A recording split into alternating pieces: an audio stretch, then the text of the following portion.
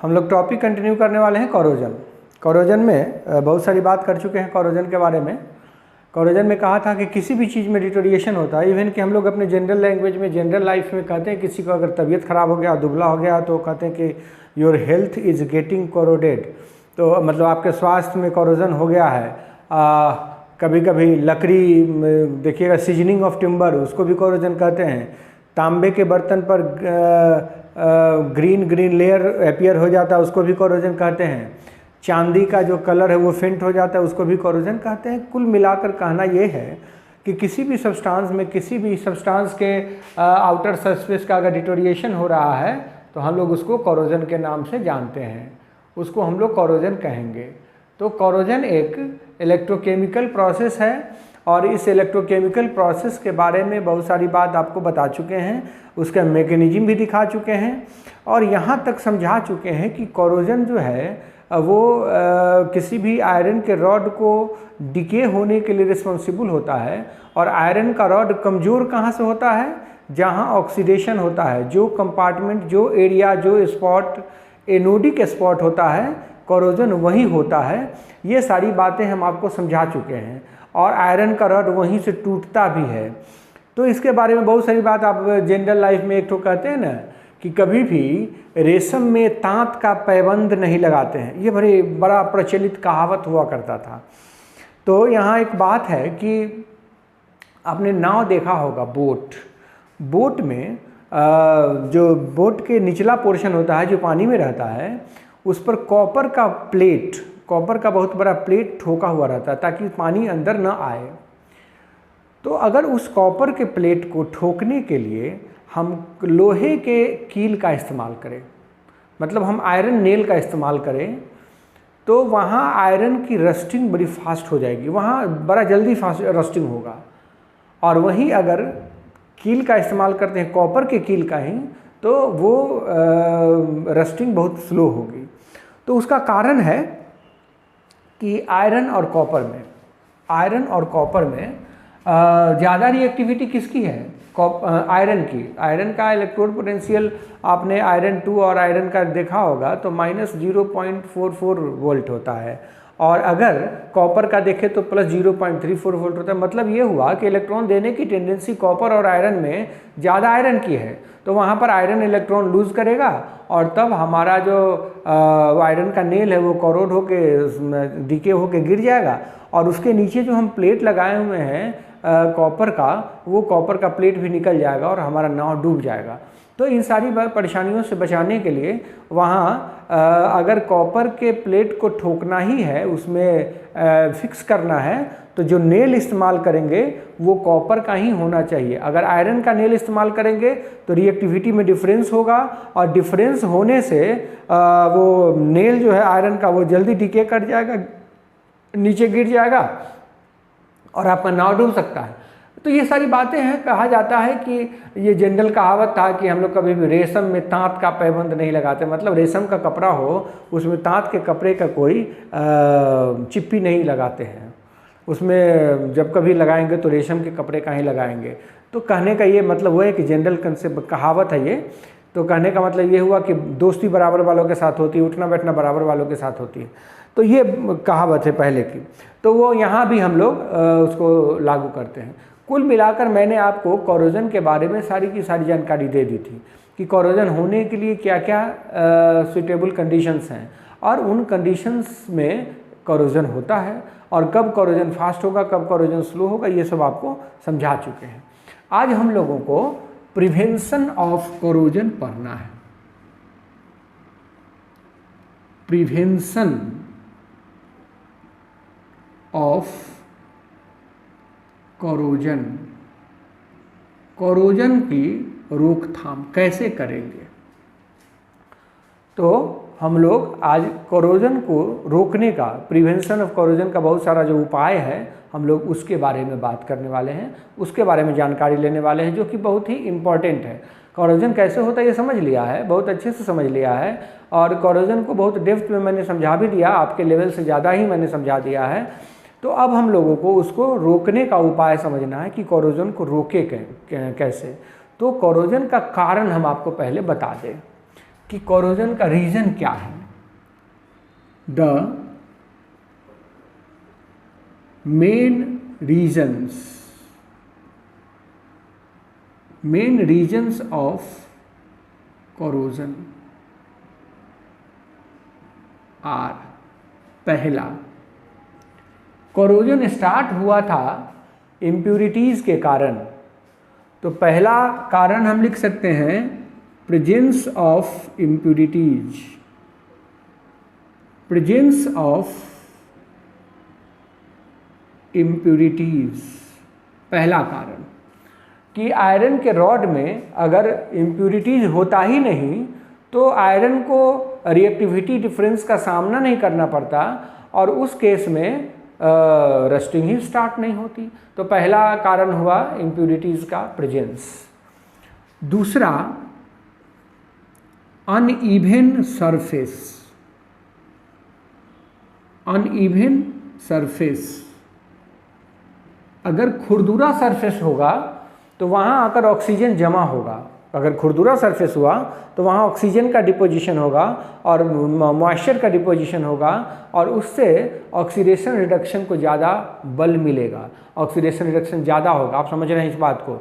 Oxygen अगर वहाँ ज़्यादा मिल रहा है तो वो कैथोडिक एरिया हो गया, तो जैसे ही कोई कैथोडिक एरिया होगा तो कोई दूसरा एनोडिक एरिया भी होगा और तब रस्टिंग स्टार्ट हो जाएगी। तो अनइवन सरफेस मतलब खुरदुरा सरफेस।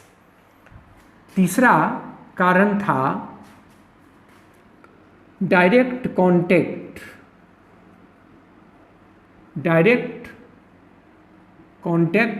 विथ एटमॉस्फेयर, एटमॉस्फेयर के डायरेक्ट कांटेक्ट में था। चौथा कारण है प्रेजेंस ऑफ H+, प्रेजेंस और अवेलेबिलिटी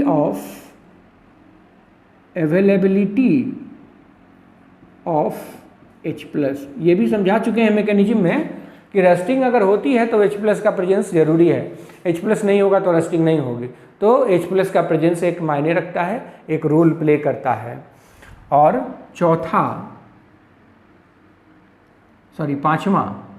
पांचवा हम क्या कह सकते हैं रस्टिंग के लिए? पांचवा जो सबसे इम्पॉर्टेंट होगा, मैंने H+ बता ही दिया है आपको, तो कह सकते हैं कि presence of moisture, presence of moisture. इतनी सारी बातें हैं, इतने सारे रीजन है कोरोजन होने के, रस्टिंग होने के। रस्टिंग कैसे होती है, क्यों होती है, होने के ये सब कारण हुए। तो अब हम रोकने के लिए इन्हीं कारणों में से अपना ऑप्शन ढूंढेंगे। तो इसके प्रिवेंशन के लिए, फॉर प्रिवेंशन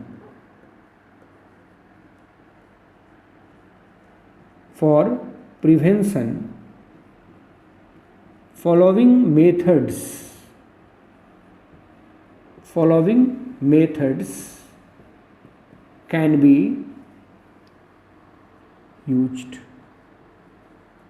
हम लोग मेथड्स अपना सकते हैं। पहला कि आयरन के रॉड को हम अल्ट्रा प्योर बना दें। अगर उसमें इम्प्यूरिटीज होगी ही नहीं तो फिर रस्टिंग नहीं होगी। तो पहला हम कह सकते हैं कि making iron rod ultra pure, iron rod को एकदम अल्ट्रा प्योर बना दीजिए, उसमें इम्प्यूरिटीज होंगी ही नहीं तो रिएक्टिविटी का डिफरेंस नहीं होगा और फिर रस्टिंग स्टार्ट ही नहीं होगा। तो कहेंगे no impurities, no reactivity difference, no reactivity difference, and hence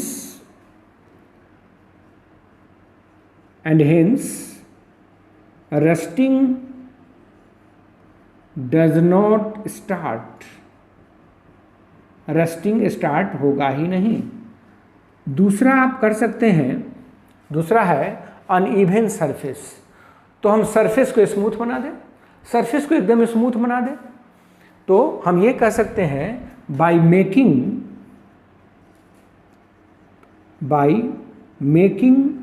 the surface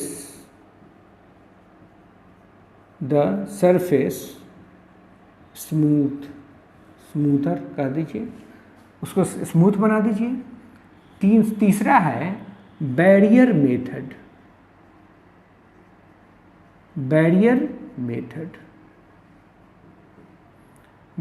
method का हम बता दें, लिखे हुए हैं कि डायरेक्ट कांटेक्ट विथ एटमॉस्फेयर। अगर हम आयरन के रॉड को एटमॉस्फेयर के डायरेक्ट कांटेक्ट में आने ही नहीं दे तो रस्टिंग नहीं होगी। तो डायरेक्ट कांटेक्ट में नहीं आने देने के लिए हमको आयरन और एटमॉस्फेयर के बीच में एक बैरियर पैदा करना पड़ेगा, एक बैरियर बनाना पड़ेगा, और इसलिए इस मेथड का नाम मैंने लिखा है बैरियर मेथड। तो हम कह सकते हैं कि since rusting in iron starts when iron rod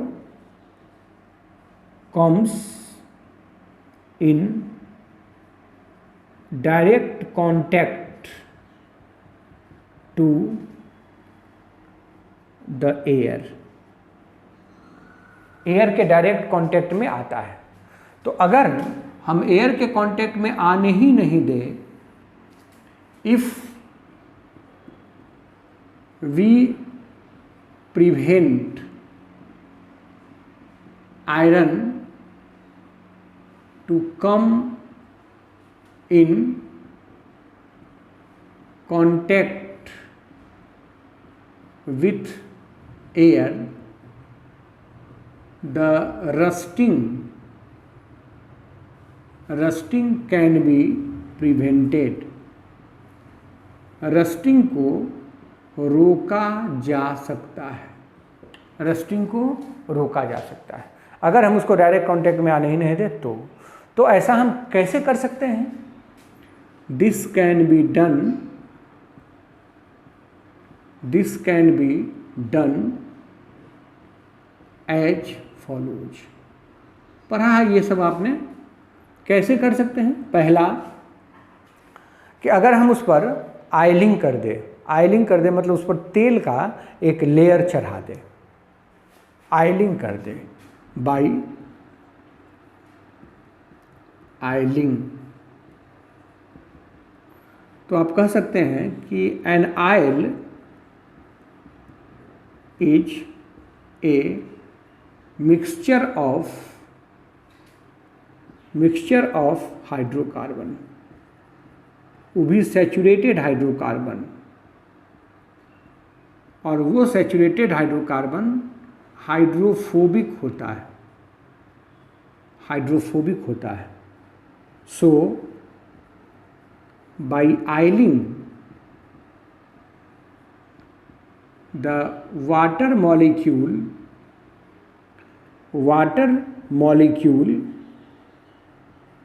is repelled out. अगर आप वायलिंग कर दीजिएगा तो वाटर मॉलिक्यूल रिपेल्ड आउट हो जाएगा एंड नो रस्टिंग, और तब रस्टिंग नहीं होगी। आप आयलिंग कर सकते हैं। दूसरा, आप उसको पेंट कर सकते हैं। हम लोग कहते हैं ना कि आयरन का ग्रिल बनाया, फाटक बनाया, तो उसको हम पेंट कर देंगे तो उसमें रस्टिंग नहीं होगी, जंग नहीं लगेगा। तो दूसरा उपाय कर सकते हैं बाय पेंटिंग।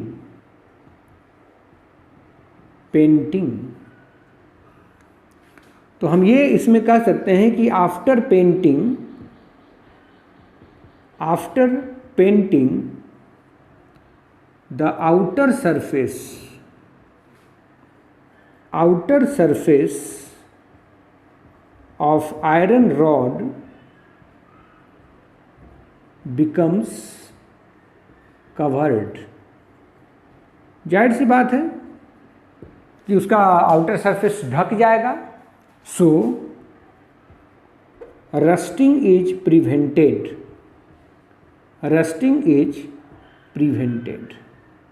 रस्टिंग को हम प्रिवेंट कर सकते हैं। और तीसरा है बैरियर मेथड में कि आप उसका इलेक्ट्रोप्लेटिंग कर दो। इलेक्ट्रोप्लेटिंग मतलब आयरन का रॉड है, उसके ऊपर हम एक दूसरे मेटल का, जो इनर्ट मेटल है, उसका एक लेयर इलेक्ट्रोप्लेट कर दें। बाई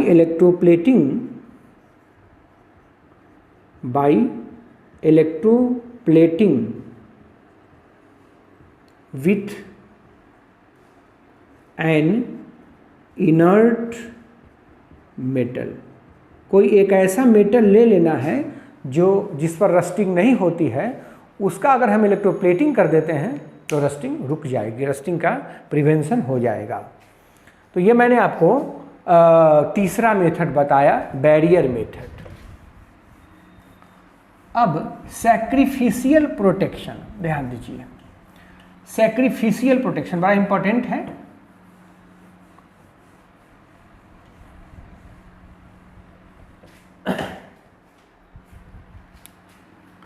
चौथा है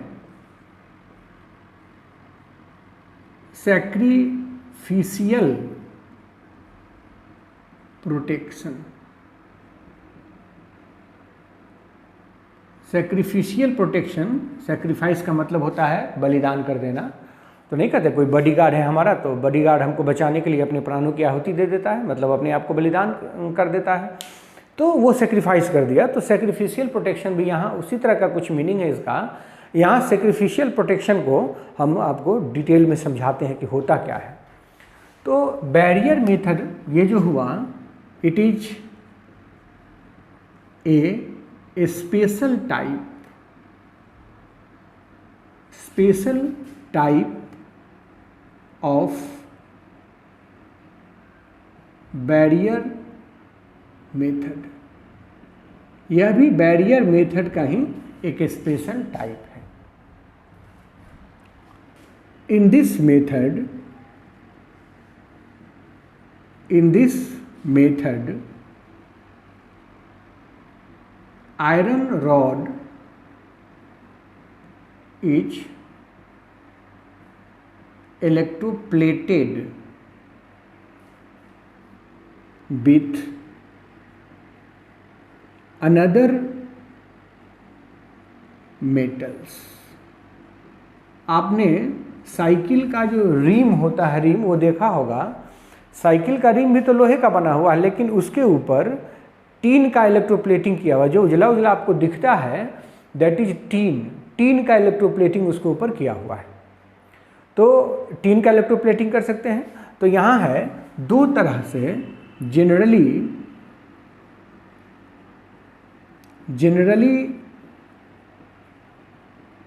electroplating by two metallic elements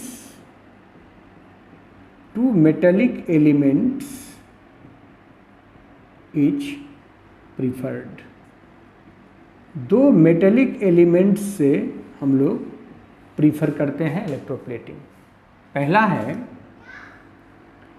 electroplating with zinc. Electroplating with zinc, ध्यान दीजिएगा, जिंक से इलेक्ट्रोप्लेटिंग। और दूसरा है इलेक्ट्रोप्लेटिंग विथ टीन। ध्यान दीजिएगा, इसमें बड़ा रहस्य की बात है, इसमें बड़ा ही कंसेप्चुअल चीज़ है ये, कि अगर हम इलेक्ट्रोप्लेटिंग ही करना चाहते हैं तो दो तरह के एलिमेंट्स लिए जाते हैं, दो तरह के मेटल लिए जाते हैं। पहला एक जिंक से इलेक्ट्रोप्लेटिंग किया जाता है और दूसरा टीन से इलेक्ट्रोप्लेटिंग किया जाता है। तो अगर हम जिंक से इलेक्ट्रोप्लेटिंग करते हैं तो इसको हम गैल्वेनाइजेशन कहते हैं। Electroplating with zinc, electroplating with zinc is known as the galvanisation. ध्यान दीजिए, गैल्वेनाइजेशन। अगर जिंक से इलेक्ट्रोप्लेटिंग किया है तो उस प्रोसेस को कहते हैं गैल्वेनाइजेशन।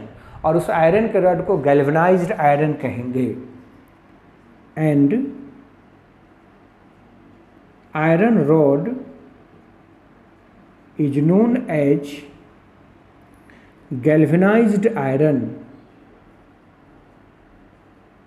गैल्वेनाइज्ड आयरन, उसको गैल्वेनाइज्ड आयरन कहते हैं। और अगर टीन से इलेक्ट्रोप्लेटिंग किया तो इसका कोई स्पेशल नाम नहीं है।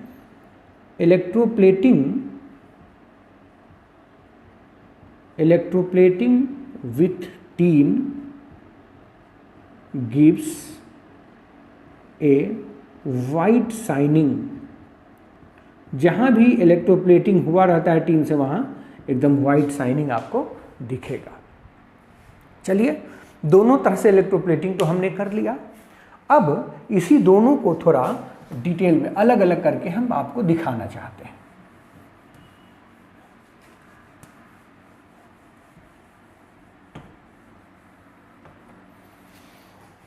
इसी को अलग अलग करके दिखाना चाहते हैं कि if electroplating with zinc is done. अगर जिंक से इलेक्ट्रोप्लेटिंग किया तो ध्यान दीजिए, इलेक्ट्रोप्लेटिंग अगर जिंक से किया तो ये आयरन का रॉड है और इस आयरन के रॉड पे जिंक का एक लेयर हमने चढ़ा दिया है। जिंक का एक लेयर हमने इस पर चढ़ा दिया। तो कहता है कि इस तरह से जिंक का लेयर आपने चढ़ा देने से होगा क्या कि ठीक है, ये प्रोटेक्टेड तो हो गया, ये प्रोटेक्टेड हो गया। अगर if any scratch is there at the coating, ध्यान दीजिएगा, ऐसा हो सकता है, ऐसी संभावना है कि एक्सीडेंटली क्या हो कि आयरन के रॉड पे थोड़ा सा स्क्रैच लग जाए, जो कि होता भी है। तो स्क्रैच लगते ही क्या होगा कि आयरन का जो सरफेस है वो एटमॉस्फेयर से एक्सपोज्ड होने लगेगा। सपोज कीजिए कि यहाँ पर स्क्रैच लग गया, तो ये जो स्क्रैच्ड एरिया है, the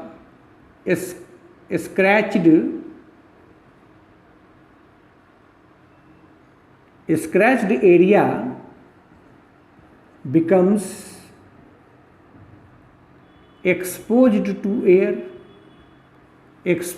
to air and hence reaction starts, और वहाँ रिएक्शन शुरू होगा। तो देखिए यहाँ पर रिएक्शन होगा तो आयरन भी है, आयरन का रॉड तो एक्सपोज हुआ ही है। ये आयरन अगर ऑक्सीडाइज होता है, आयरन 2++2 इलेक्ट्रॉन देता है, तो इसका इलेक्ट्रोड पोटेंशियल आपको याद होगा -0.44 वोल्ट। और अगर जिंक रिएक्ट करता है, ध्यान दीजिए, तो Zn++ बनाएगा, +2 इलेक्ट्रॉन्स देगा, और इसका भी इलेक्ट्रोड पोटेंशियल आपको याद है -0.76 वोल्ट।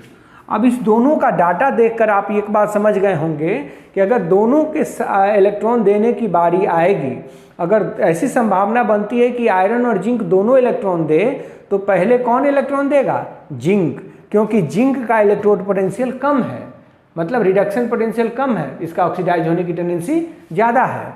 तो हम कहेंगे here zinc will get oxidized and protects iron from rusting। देखिए अब यहाँ पर जिंक अपने आप को सेक्रीफाइस कर देगा, जिंक अपने आप को सेक्रीफाइस कर देगा और आयरन को बचा लेगा। अब आयरन में रस्टिंग नहीं होने देगा जिंक, इसको कहते हैं सैक्रिफिशियल प्रोटेक्शन। तो हम यहाँ कहेंगे here zinc sacrifices itself and protects iron from rusting। मैं समझता हूँ कि ये आप समझ रहे होंगे कि यह इस तरह से जिंक से अगर हम इलेक्ट्रोप्लेटिंग कर देते हैं तो हमको एकदम से निश्चिंत रहना है कि अगर स्क्रैच भी लग जाता है, गिर जाता है, कहीं से स्क्रैच भी लग गया, तब भी आयरन में रस्टिंग नहीं होगी।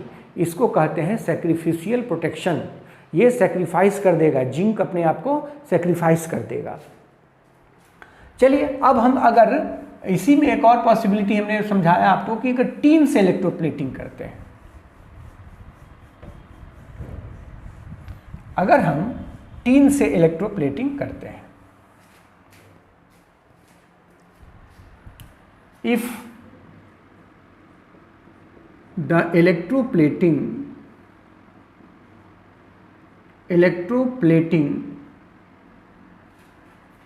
is done by टीन, अगर टीन से इलेक्ट्रोप्लेटिंग कर देते हैं आप, तब क्या होगा? तब सपोज कीजिए कि फिर से हम एक रॉड लेते हैं और इस पर टीन का इलेक्ट्रोप्लेटिंग हमने करा है। इस पर इलेक्ट्रोप्लेटिंग क्या किया है कि इसका टीन का, ये है electroplating of tin, electroplating of tin. हमने टीन का इलेक्ट्रोप्लेटिंग कर दिया है इस पर। अब सपोज कीजिए कि एक्सीडेंटली इसमें फिर से स्क्रैच आ जाता है, जैसे कि पहले स्क्रैच आ गया था वैसे ही अगर यहाँ स्क्रैच आ जाता है। If any scratch is there then the surface of iron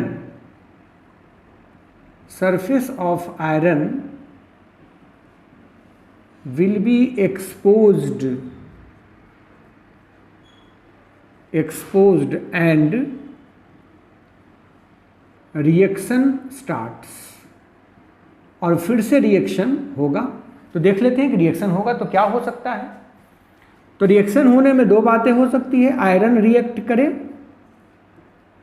iron plus 2 electrons, और इसके लिए स्टैंडर्ड इलेक्ट्रोड पोटेंशियल -0.44 वोल्ट।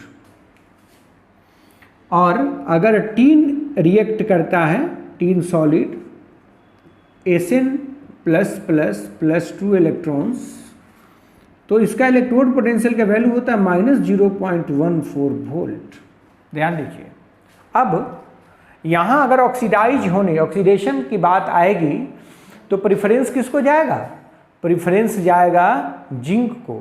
अब यहाँ यहाँ प्रेफरेंस जाएगा आयरन को, क्योंकि आयरन का रिडक्शन पोटेंशियल कम है, तो वही ऑक्सीडाइज होगा पहले, और उस केस में टीन के रहते हुए भी आयरन में रस्टिंग स्टार्ट हो जाएगी। इसीलिए आपने देखा होगा कि साइकिल वगैरह के रिम में कहीं भी अगर एक जगह स्क्रैच लग जाता है तो पूरा का पूरा रिम सड़ जाता है, उसमें पूरा का कोरोजन हो जाता है। तो टीन से इलेक्ट्रोप्लेटिंग करने से हमको कोई फ़ायदा नहीं होने वाला है। वो तभी तक सुरक्षित है जब तक ये स्क्रैच नहीं लगा है। अगर स्क्रैच लगा तो पूरे आयरन के रॉड में रस्टिंग हो जाएगी और हमारा वो पूरा का पूरा आयरन रॉड खराब हो जाएगा। तो हम यहाँ कह सकते हैं here iron will get oxidised first and rusting starts. इसका मतलब ये हुआ कि गैल्वेनाइजेशन और इलेक्ट्रोप्लेटिंग विथ टीन में ज़्यादा फायदेमंद है गैल्वेनाइजेशन, क्योंकि एक बार जिंक का इलेक्ट्रोप्लेटिंग आपने कर दिया तो फिर दोबारा इलेक्ट्रोप्लेटिंग करने की ज़रूरत नहीं होगी और उसमें रस्टिंग नहीं होगी, इस बात से आप निश्चिंत हो जाएंगे। लेकिन अगर टीन से इलेक्ट्रोप्लेटिंग कर देते हैं तो फिर वहाँ मुश्किल है, अगर स्क्रैच लगा तो रस्टिंग होगी। तब भी आपने कहीं नहीं देखा होगा किसी भी इक्विपमेंट में, इवन कि थाली जो हुआ, हम खाना खाते हैं, वो ग्लास हुआ, प्लेट हुआ, मग हुआ, सब पे टीन का इलेक्ट्रोप्लेटिंग किया जाता है, जिंक का नहीं। जबकि जिंक से इलेक्ट्रोप्लेटिंग करते तो उसमें रस्टिंग नहीं होती। कारण है कि जिंक जो है वो हमारे हेल्थ के लिए पॉइजनस होता है और टीन पॉइजनस नहीं होता है। जिंक का अगर थोड़ा भी अमाउंट डिपॉजिट हो गया बॉडी में तो वो बहुत ज़्यादा हार्मफुल इफेक्ट कॉज करेगा। इसलिए हम लोग जिंक के इतने फ़ायदे होने के बावजूद भी इलेक्ट्रोप्लेटिंग टीन से ही करते हैं। तो मैं समझता हूँ कि आपको सैक्रिफिशियल प्रोटेक्शन समझा पाया होगा, आप समझ गए होंगे। सैक्रिफिशियल प्रोटेक्शन में यही हुआ कि अगर जिंक से हमने उसको इलेक्ट्रोप्लेटिंग करा है तो अब वो जिंक अपने आप को सेक्रीफाइस करके अब आयरन को करोड नहीं होने देगा, रस्टिंग उसमें नहीं होने देगा, अपने आप को सेक्रीफाइस कर देगा, और इसी को कहते हैं सैक्रिफिशियल प्रोटेक्शन। चलिए, अब अगर सैक्रिफिशियल इतनी बात हम लोगों को समझ में आ गई है तो नेक्स्ट एक और मेथड हम लोग जान लें, कैथोडिक मेथड। कैथोडिक मेथड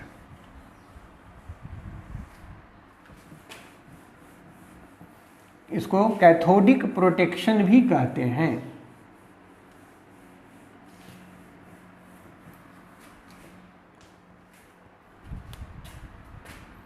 पांचवा होगा cathodic protection.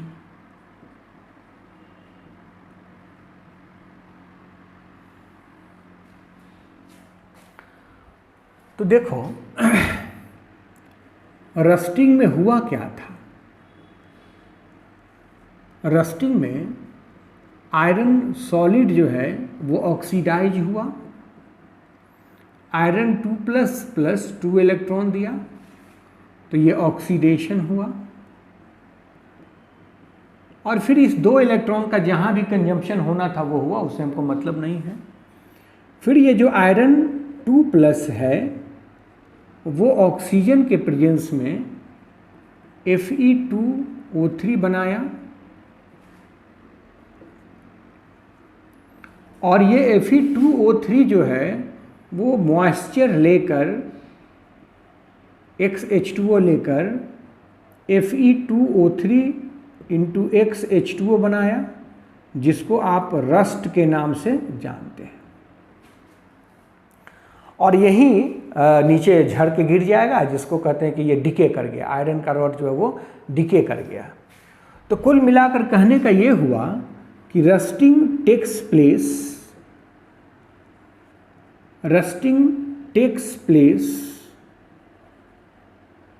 where oxidation occurs। जहाँ ऑक्सीडेशन होता है रस्टिंग वहीं होती है, ये बात कहा। तो जहाँ ऑक्सीडेशन होता है, hence rusting takes place due to anodic nature. ध्यान देना, एनोडिक नेचर। आयरन यहाँ एनोड की तरह ऑक्सीडेशन हो रहा है, मतलब एनोड की तरह काम कर रहा है। तो आयरन अगर एनोड की तरह काम कर रहा है तो रस्टिंग हो रही है। अगर हम आयरन को कैथोड बना दे तो तब रस्टिंग नहीं होगी, क्योंकि रस्टिंग तो एनोड पर होती है। अगर हम आयरन को कैथोड बना दें किसी भी तरीके से, if the iron rod is made cathode, अगर हम आयरन रॉड को कैथोड बना दें, then no rusting will take place. No rusting will take place. अगर हम उसको कैथोड बना दे तो इसी को कहते हैं कैथोडिक प्रोटेक्शन। लेकिन हम उसको कैथोड बनाएंगे कैसे? तो कैथोड बनाने के लिए तरीका है, हम आपको समझा देते हैं। ये एनोड कब है? जब इसको इलेक्ट्रॉन देने की टेंडेंसी ज़्यादा है। अगर इससे ज़्यादा टेंडेंसी वाले एलिमेंट को इसके साथ रख दीजिएगा तो ये इलेक्ट्रॉन नहीं देगा, तब ये इलेक्ट्रॉन लेगा, और उस केस में ये कैथोड की तरह बिहेव करेगा और तब इसमें रस्टिंग नहीं होगी। तो हम ये कह सकते हैं कि this can B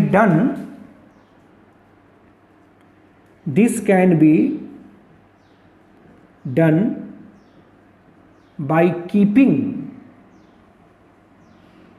keeping iron rod in contact with the more reactive metal. ज़्यादा रिएक्टिव मेटल के कांटेक्ट में उसको रख देंगे तो ऐसा होगा। तो यहाँ समझिए, बड़े बड़े शहरों में बड़े बड़े बिल्डिंग्स जो होते हैं, उन सारे बिल्डिंग्स में तो लोहे का पाइप होता है पानी सप्लाई के लिए। तो उस लोहे के पाइप में रस्टिंग हो सकती है, लेकिन उसको बचाने के लिए क्या करते हैं कि कहीं पूरे बिल्डिंग में कहीं भी एक बड़े से पोटली में मैग्नीशियम मेटल, जो बहुत रिएक्टिव है आयरन के मुकाबले, आप समझ रहे हैं, मैग्नीशियम मेटल को उस आयरन के रॉड से सटा के, पाइप से सटा के बांध दिया जाता है। अब पूरे बिल्डिंग सबका पाइप तो एक दूसरे से कनेक्टेड है, कहीं भी रस्टिंग की संभावना अगर बनती है तो मैग्नीशियम अपने आप को सेक्रीफाइस कर देता है, क्योंकि मैग्नीशियम की रिएक्टिविटी बहुत ज़्यादा है। मैग्नीशियम इलेक्ट्रॉन लूज कर देता है और आयरन को इलेक्ट्रॉन लूज नहीं करने देता है, और इस तरह से कैथोडिक प्रोटेक्शन से वो बच जाता है। कैथोडिक प्रोटेक्शन, जैसे ही कैथोड बना देंगे आयरन के रॉड को, तो उसमें रस्टिंग नहीं होगी और वो प्रोटेक्टेड हो जाएगा, एकदम से प्रोटेक्टेड हो जाएगा। तो इस तरह से भी हम लोग उसको प्रोटेक्ट कर सकते हैं। इसको कहते हैं कैथोडिक प्रोटेक्शन। मैंने समझा दिया है कि बड़े बड़े बिल्डिंग्स में जो ज़्यादा रिएक्टिव मेटल है उसके कांटेक्ट में आयरन के रॉड को, आयरन के पाइप को रख दिया जाता है, और जैसे ही ऐसा आप करेंगे तो कहीं भी अगर ऑक्सीडेशन होने की संभावना बनेगी तो वह रिएक्टिव मेटल आयरन से पहले अपने आप को ऑक्सीडाइज कर देगा और आयरन को आयरन में रस्टिंग होने से बचा लेगा, और इस तरह से ये कैथोडिक प्रोटेक्शन हो जाता है। एक और आप समझ लीजिए, छठवां है यूजिंग एंटी रस्ट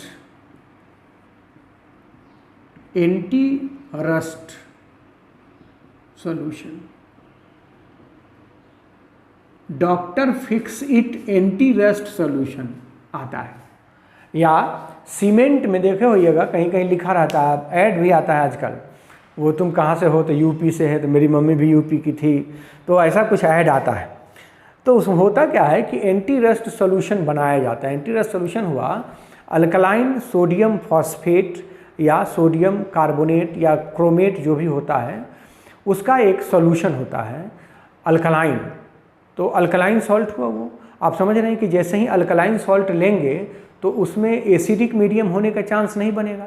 और मैंने लिखा हुआ था शुरू में कि रस्टिंग के लिए H+ का होना ज़रूरी है, तो जैसे ही मीडियम अल्कलाइन होगा H+ के होने की संभावना समाप्त हो जाएगी और तब रस्टिंग नहीं होगी। तो वो सॉल्यूशन होता है एंटी रस्ट सॉल्यूशन। आजकल तो सीमेंट में भी एंटी रस्ट सीमेंट आ गया है, सीमेंट में भी वो एंटी रस्ट मिक्सचर डाल दिया जाता है, जिससे आयरन के रॉड में रस्टिंग की संभावना बहुत कम हो जाती है। तो हम ये कह सकते हैं anti rust solution is actually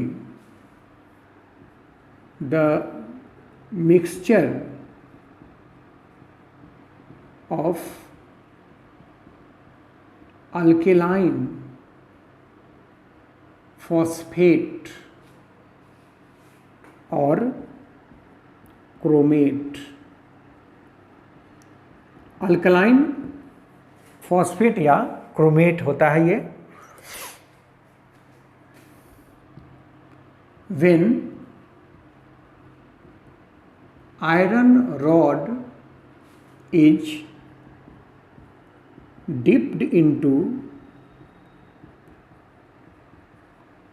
such boiling solution, उस मिक्सचर को बॉयल होने दीजिए, boiling solution, then a layer of alkaline phosphate is formed at the surface. Due to alkaline medium,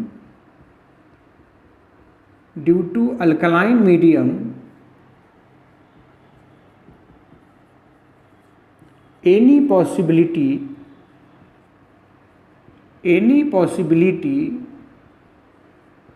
of H plus is discarded. कोई possibility वो discard हो जाती है, और जब H प्लस ही नहीं होगा तो रस्टिंग नहीं होगी, ये आप जानते हैं। तो इस तरह से हम लोग रस्टिंग को रोक सकते हैं, रस्टिंग को प्रिवेंट कर सकते हैं। अब हम 5 मिनट का वक्त चाहेंगे आपसे, जिसमें कंपटीशन फोकस में 2 सेल के बारे में हम आपको बस केवल बता देना चाहते हैं। 2 सेल के बारे में जो कभी कभी पूछ देता है, लेकिन उसमें डेप्थ में नहीं आपको जानना है, केवल क्या होता है ये जान लेना है। एक लिथियम आयन बैटरी हुआ जो मोबाइल में लगा हुआ है, और एक कंसंट्रेशन सेल। थोड़ा सा जानकारी बढ़ा लीजिए, जनरल नॉलेज बढ़ाने के लिए। Lithium ion battery, lithium ion battery, यह एक सेकेंडरी सेल टाइप का है। It is a type of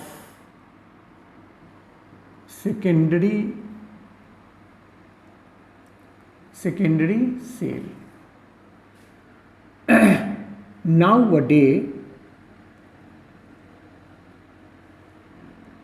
it is very popular, ये बड़ा ही लोकप्रिय हुआ due to its high voltage. इसका वोल्टेज ज़्यादा मिलता है, इससे हमको वोल्ट ज़्यादा मिलता है। आपने देखा होगा जितना भी हम लोग सेल पढ़े हैं उसमें से मैक्सिमम 1.5 वोल्ट ही मिल रहा था, लेकिन इससे बहुत ज़्यादा वोल्टेज मिलता है। That is about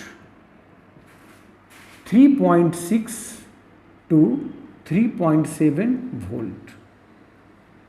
It is commonly used in mobiles, laptops, cameras, etc. इसमें एनोड जो है वो अलग अलग तरह का होता है। मैं जो बैटरी बता रहा हूँ उसमें लिथियम मेटल जो है वो एनोड होता है। Cathode metal dioxide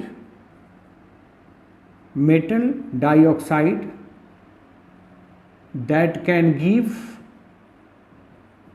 lithium ion, जिसमें LiMnO2 ये कैथोड होता है। और इलेक्ट्रोलाइट LiClO4 लिथियम पर क्लोरेट होता है। अब ये जो मैंने लिखा, एनोड कुछ दूसरा भी यूज किया जा सकता है, कैथोड कुछ दूसरा भी यूज किया जा सकता है। ये अलग अलग लिथियम सेल में ये बदलता रहेगा, लेकिन मोटा तौर पे बात यही होती है। लिथियम आयन सेल में, लिथियम आयन बैटरी में इसका वोल्टेज 3.6 से 3.7 के आसपास आपको मिलता है। आप मोबाइल का बैटरी निकाल कर कभी देखिएगा, आजकल तो मोबाइल का बैटरी निकलता नहीं, पुराने ज़माने का कोई मोबाइल हो तो निकले, तो उसमें देखिएगा बैटरी में लिखा रहता 3.6 to 3.7 वोल्ट वो आउटपुट करंट देता है हम लोगों को। तो ये हुआ एक लिथियम आयन बैटरी के बारे में। एक और थोड़ा सा सूचना आपको दे देते हैं। Concentration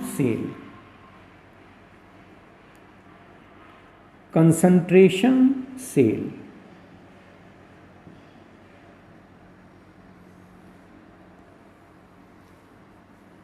concentration cell. It is another special type of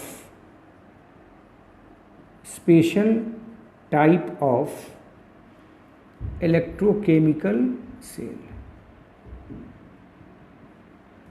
यह एक अलग तरह का इलेक्ट्रोकेमिकल सेल है. इसमें in this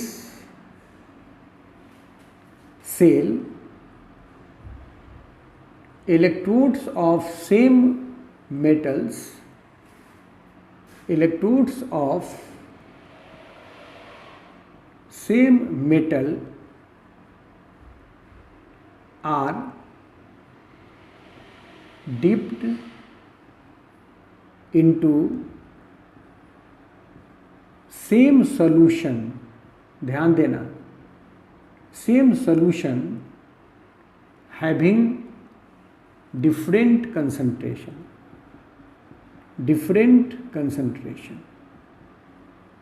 यहाँ पर जैसे एक बीकर ये हुआ,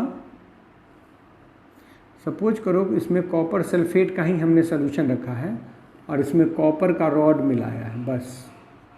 दूसरा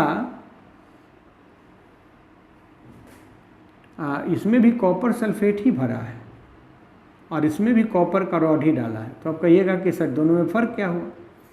तो फ़र्क यह हुआ कि इसका कंसंट्रेशन C1 और इसका कंसंट्रेशन C2, दोनों का कंसंट्रेशन अलग अलग है.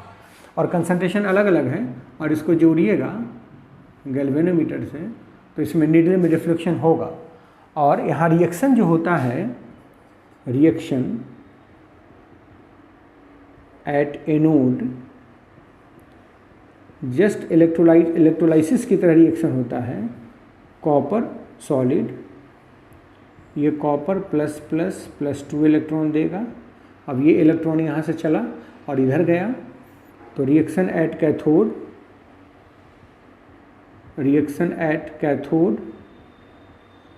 अब कैथोड की तरफ क्यों जाएगा? क्योंकि इसका कंसंट्रेशन जो है वो ज़्यादा रहेगा.